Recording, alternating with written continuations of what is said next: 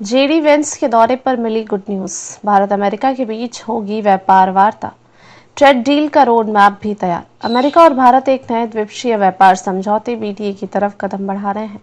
इसी कड़ी में दोनों ने ट्रेड ऑफ रेफरेंस टीओआर पर की घोषणा की है। अमेरिकी व्यापार प्रतिनिधि जेमिसन ग्रीर ने इसकी पुष्टि की है।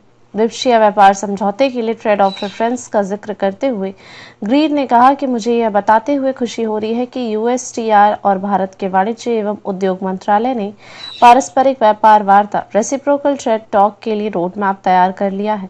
अब बस इसे अंतिम रूप दिया जा रहा है।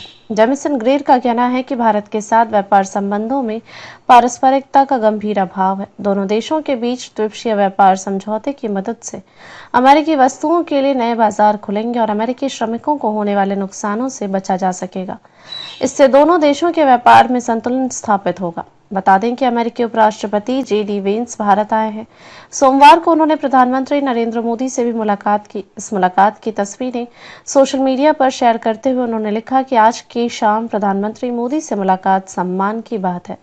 वो महान नेता हैं और वो मेरे परिवार के प्रति अविश्वसनीय रूप से दयालु थे।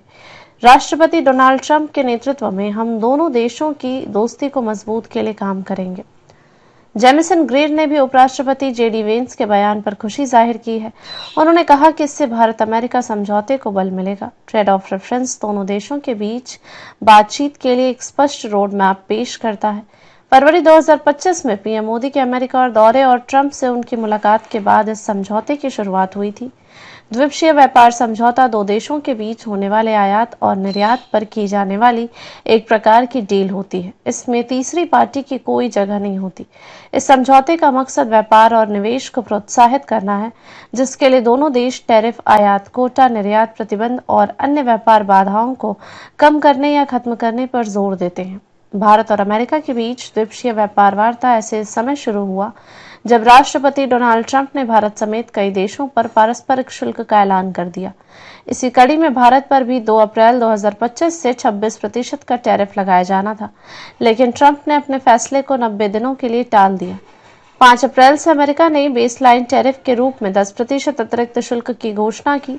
वहीं फार्मास्यूटिकल्स, सेमीकंडक्टर, तांबा और तेल, गैस, कोयला, एलएनजी जैसी ऊर्जा वस्तुओं को इसके दायरे से बाहर रखा गया है। यूएसटीआर भारत और अमेरिका के बीच मौजूदा व्यापार असंतुलन, ट्रेड इम्बैलेंस को खत्म करने की कोशिश कर रहा है। 2024 में भारत अमेरिका ट्रेड में अमेरिका को 45.7 अरब डॉलर का व्यापारिक घाटा, ट्रेड डिफिसिट हुआ था, जो 2023 की तुलना में 5.1% अधिक था। इन्हीं समस्याओं से निपटने के लिए नई द्विपक्षीय व्यापार नीति तैयार की जा रही है।